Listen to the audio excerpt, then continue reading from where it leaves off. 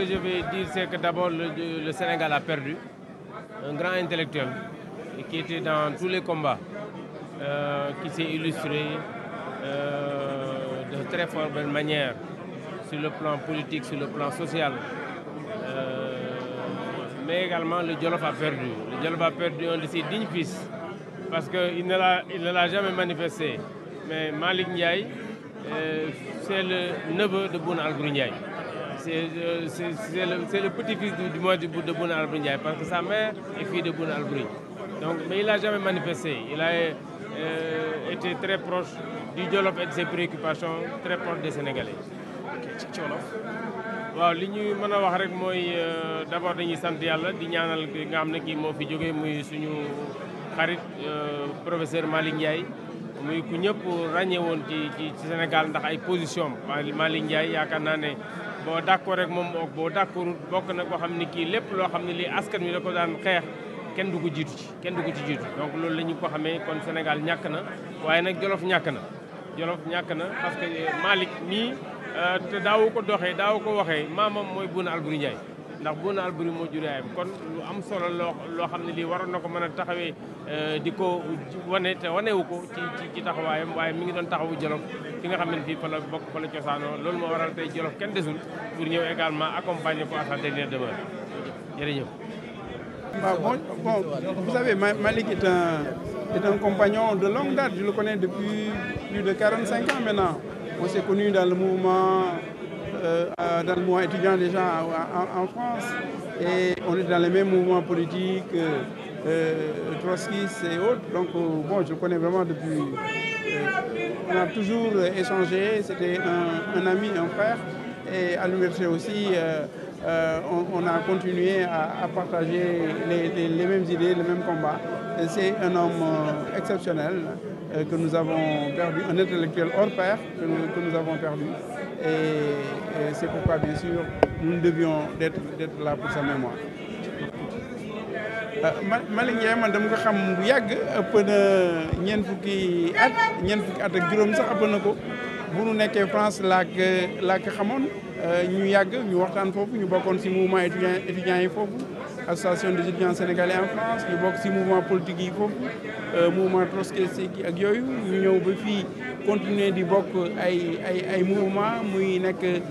kenn ku ñu ràññee ci mbirum liberté mbirum démocratie mu xam bu baax muy teg tànkam donc suñu xarit nunu perte tey suñu xaritu politique xaritu adduna fii aussi Sénégal dem malheureusement laa yëg mbir mi adduna noonu la mel kenn mënul xëccoog yàlla comme ni ñu koy waxee mais vraiment Sénégal moo perte benn intellectuel bu hors pair ak nit ba nga xam na bu baax fu muy teg tànkam ak lu mu bëgg si adduna.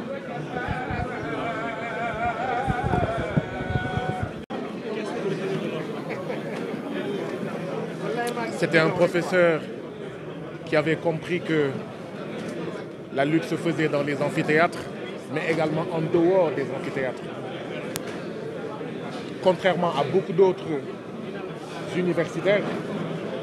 il avait fait le choix de tenter de changer, de transformer l'Afrique dans les amphithéâtres, mais également dans la rue, en étant aux côtés de la veuve et de l'orphelin, en étant aux côtés de tous ceux qui sont opprimés dans ce pays-là. C'est pourquoi nous sommes extrêmement tristes,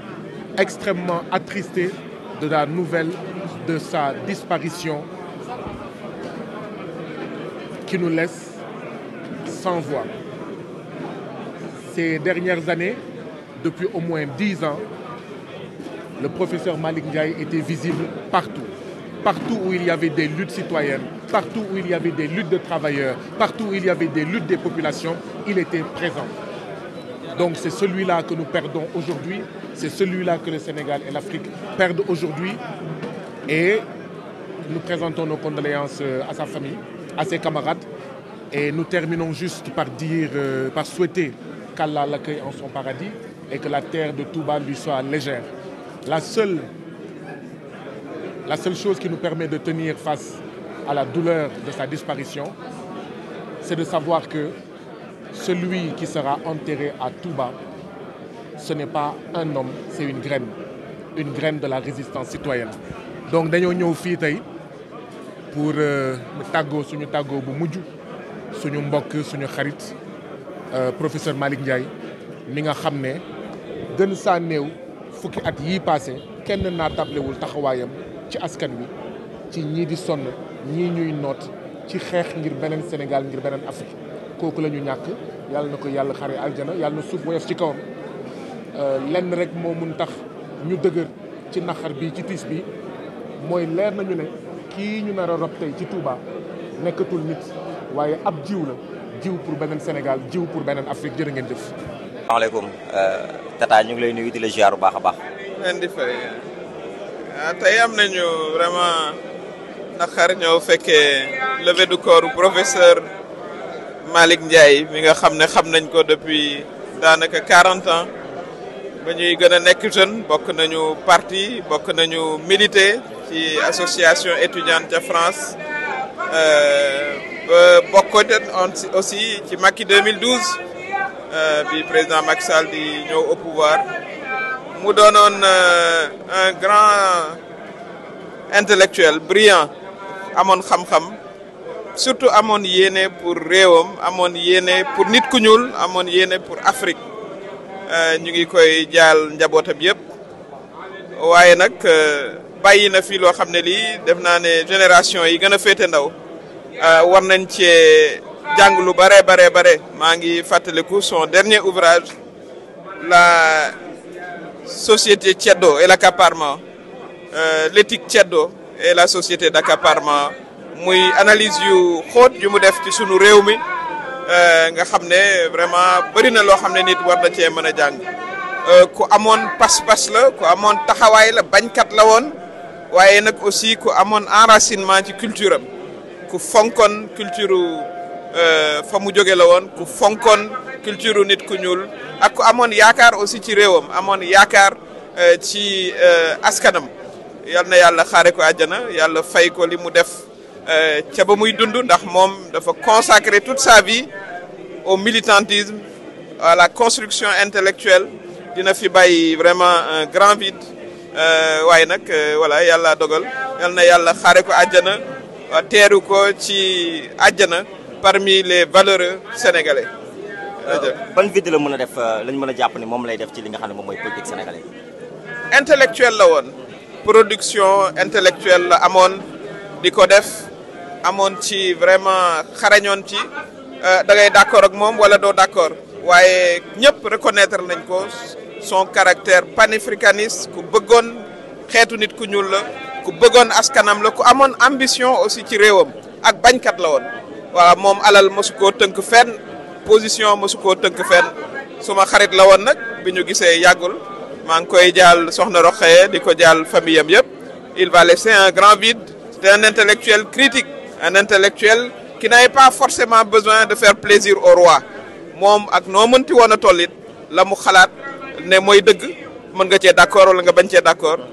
da ko daan wax di ko bind donc bàyyi na fi ay bind yoo xam ne xëy na ak ni mu fi jógee bu nu ko jàngatee ca la ñuy gën a xam sax xootaayu maanaam li mu jot a taalif fii. ñu ngi lay jaajëfal bu baax. jërëjëf.